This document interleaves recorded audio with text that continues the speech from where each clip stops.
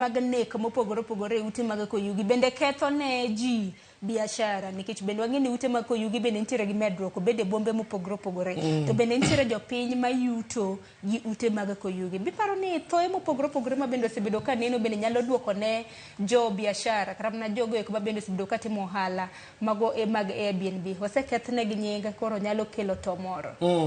Nitie skul moro e chuny boma ka mane nigi nying marach. To nying marach nyomiyo kata mana nyithindo noweyo skulno. Kendo skulno karibu nogore piny.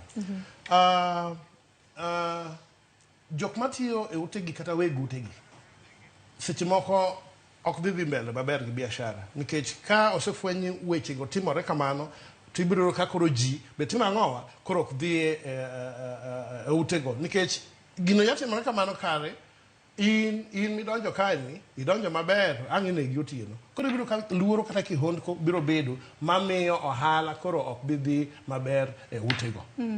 Nikech gimomiyo nawacho kama kuom ranyisi kata mana kwang'iyo ute mag koyugi mano ma Kasarani ma bende noneno na nyaka iketo nyaka namba kata mana kini ng'at ma wiye long'o bende paro ni nyalo dok kende od koyugi ming'e ni ng'ato nothoe kanyo michak ininde ok apaka nyalo bedo matek nino kata mana wuon od koyugi mano ma Kasarani kaka na wuoyo gi lit mathoth. It is traumatic ni en gima thago paro bang' kosetimore koro ibiro ka gini dhi miyo jogi poteza biashara nikech ise invest inyiewo kitanda kanyo inyiewo kata mana iwacho ni kombe ma ji bede gi mamoko to koro ka ng'ato kendo biro bedo chak timo timbe mag maundu ma kamano ketho ni kata ohala. Asomo te kasto waka paro mogik ma bende inyalo hoyo godo jowa ahinya nyiwa yawuotwa kotenre kod ute mag koyugi.